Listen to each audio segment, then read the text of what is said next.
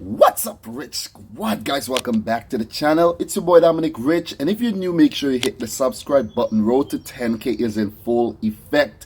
Thank you guys for 9k. I really appreciate it. And to all you new subscribers, please stick around after the World Cup because I'll be putting out plenty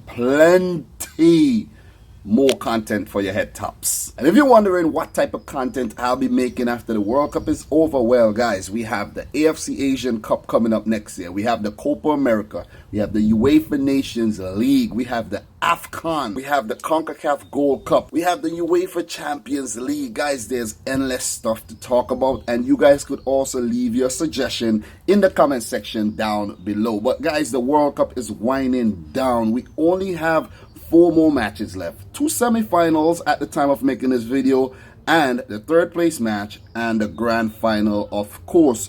So that means that I only have 2 more preview videos to make. Well, it's a relief. It's really a relief. But after doing this World Cup, guys, I'm qualified. I'm qualified to cover any tournament.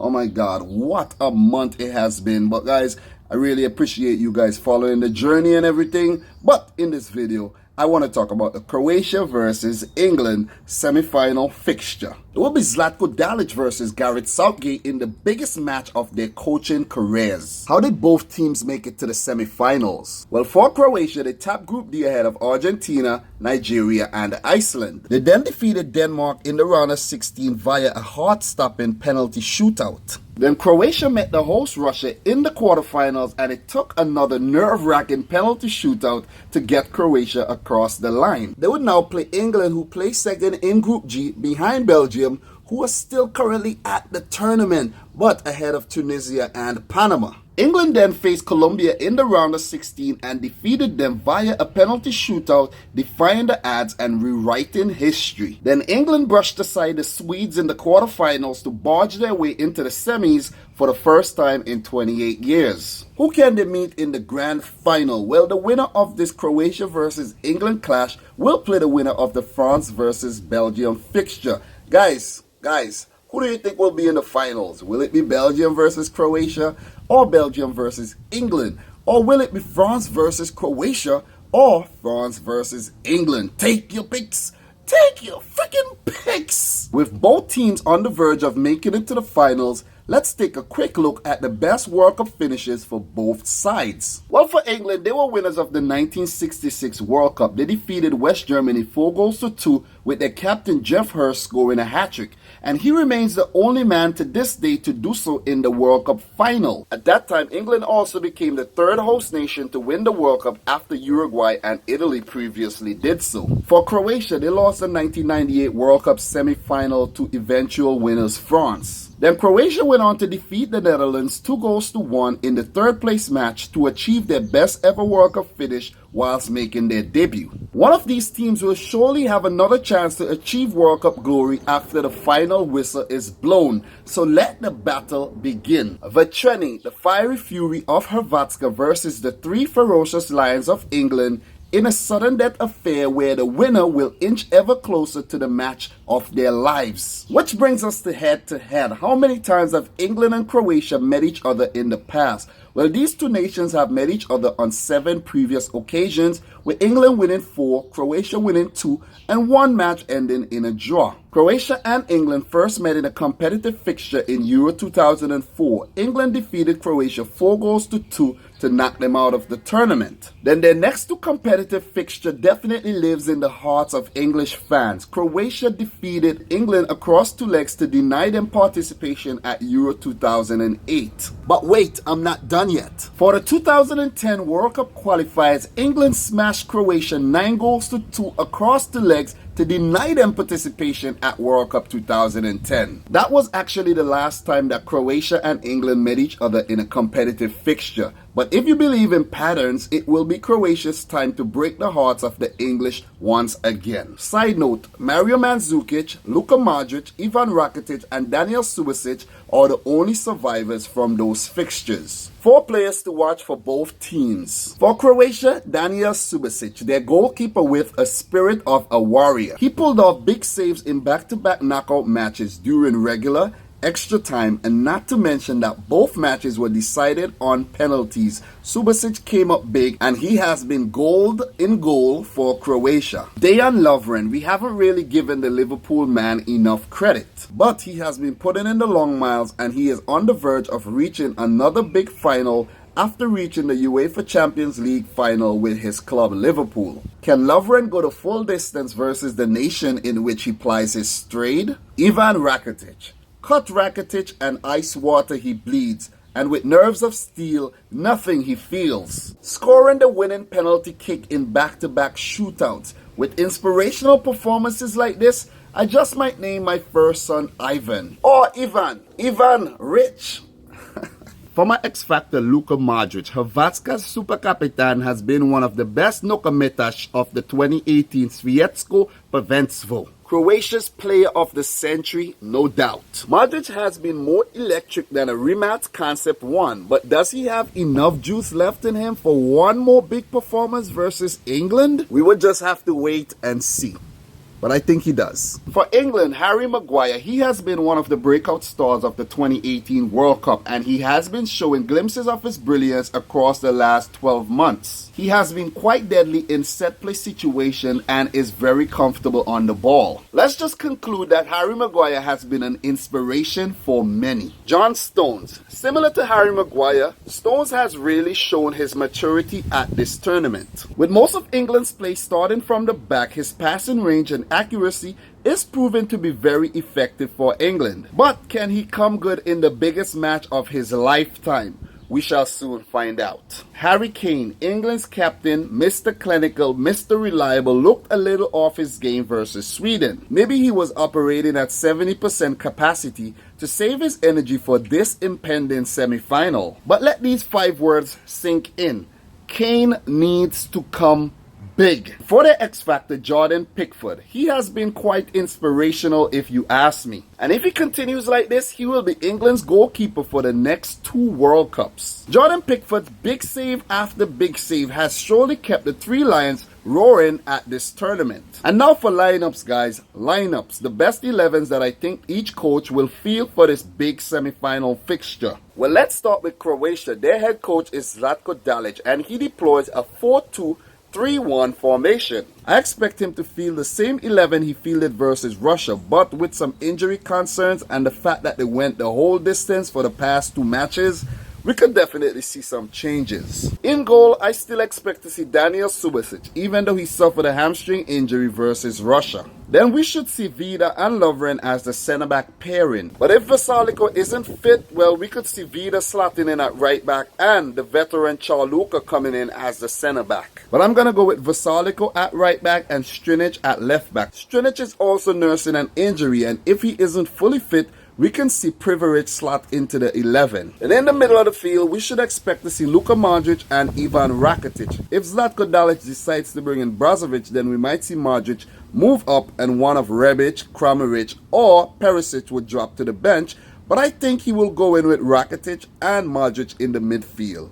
Up top, Perisic, Rebic, and Kramaric, and above them, Mario Mandzukic. And for my super sub, Mateo Kovacic. For England, their head coach Gareth Southgate deploys a 3-5-2 formation. I expect to see Jordan Pickford in goal with 3 centre-backs in Kyle Walker, John Stones, and Harry Maguire. As the wing-backs, I think he will stick with Ashley Young and Kieran Trippier. And sitting just above the centre-backs, we would see Jordan Henderson. Further up the field, we might see Jesse Lingard and Dele Alli. If Dele Alli doesn't start, we should expect to see Ruben Loftus-Cheek slotting in. And up top, we should see Harry Kane and Raheem Sterling.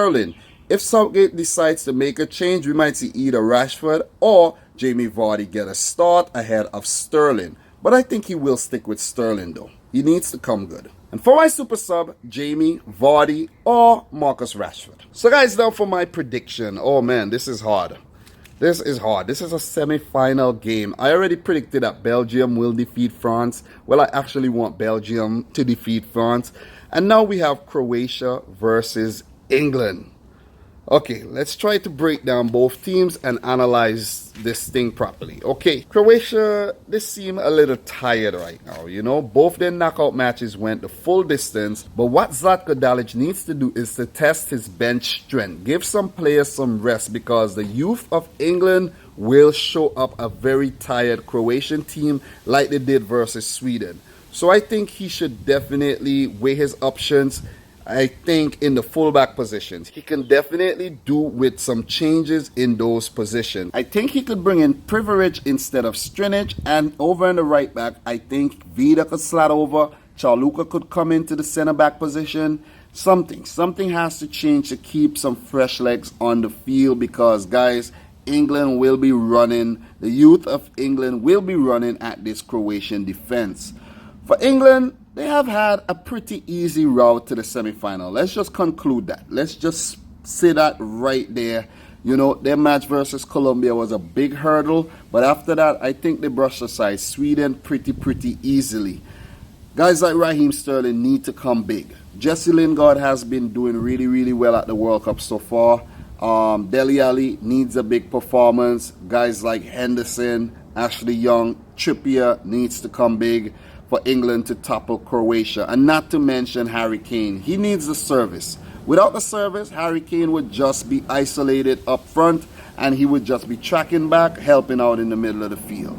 So Harry Kane needs the service. So all you listening, Dele Alli, all you listening, Jesse Lingard, Kieran Trippier and Ashley Young. These guys need to be crossing as many balls in the box as possible. Guys, you know how dangerous England has been on set plays, and if you cross in the balls, it's similar to a set play situation. So that could definitely catch the Croatians sleeping because they have been conceding a lot of goals as of late. They were caught napping and they were almost made to pay versus Russia, letting them back in the game during extra time. And guess what was their downfall? A set play, giving away a foolish set play just outside the box. So set plays will be paramount in this fixture. For England, they would need Jordan Pickford to come up with some more big saves because I think he will be tested. This Croatian front line is good. It's deadly. Rebic, Perisic, Mandzukic, and Kramaric if he features. And don't forget the threat of Modric and Rakitic. Guys, this team is good. Do not underestimate this Croatian team. I know a lot of people talking about youth and England and they're fearless and they have nothing to prove and they're just going out there